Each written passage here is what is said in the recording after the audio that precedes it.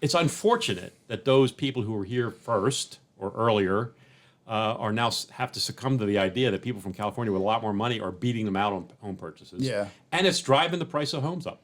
This is Las Vegas Real Estate Now with local real estate expert Harvey Blankfeld. So let's talk about some of the things. First of all, the Californians, which is this is not a surprise to anybody. Yeah. I mean, we know that the vast majority of our of our imported population is from California. But the headline of this one is Californians with higher incomes beating out Nevadans for homes in the report. And this was something you wrote just about a week ago. And you quoted Nicholas Irwin, and he's the author of research director for UNLV's Lead Center of Real Estate. And he says, at a state level, California is the largest state from which Nevada residents originate, with 2 out of every 5 residents from our western neighbor. It's nice that he calls them a neighbor. I don't know about that. Yeah, anyway, former California households are much wealthier on average than non-moving Nevada residents by 32%.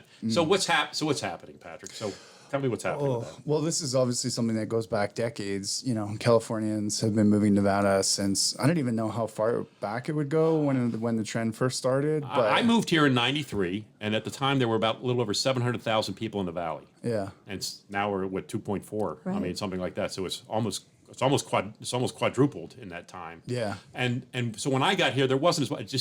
It just started then. It started in the the early '90s and accelerated through the '90s and it gone up and it peaked around the time we were yeah. the foreclosure capital of the world. Right. In terms of like the statistical analysis, the heavy data only goes back to the 80s. So we don't really have any reliable data, or I would say maybe even the 90s. So we don't Right. really know what the stats were before that. But I mean, you can essentially, in terms of bringing it to 2024, is that California is going through, I don't know if you would call it a crisis, political crisis, social crisis, housing crisis, a wage crisis, Natural disaster. national overregulation crisis, Right. and there's an exodus of Californians leaving to go other places, and geographically we're just in the blast radius. Yeah. Also, we have a I lot like of that blast radius. we have a lot of differences in terms of California. I think the biggest one is obviously the tax climate.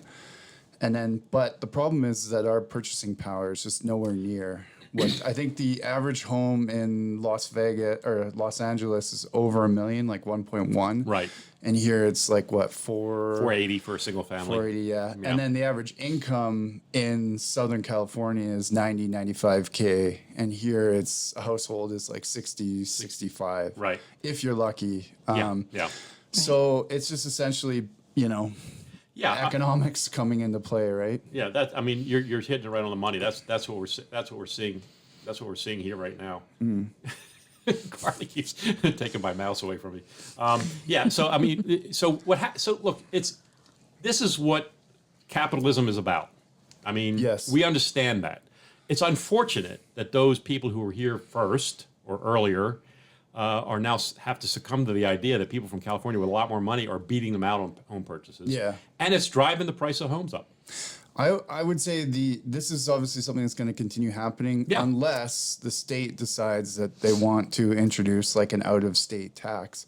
I come from Canada where we had a foreign buyers tax introduced in British Columbia because we had Chinese buyers coming in.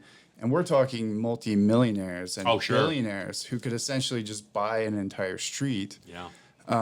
So that's the question is, does it get to a point where the government has to step in and start regulating this? And I don't know the answer to that. Yeah, I don't know that they're going to want to because they probably like the property taxes they're collecting on the higher values. 100%, So yeah. that would be kind of like shooting themselves in the foot a little bit to do that. And that's the kind of regulation that we don't want to see. We don't want to see California-style taxation come here either. Right.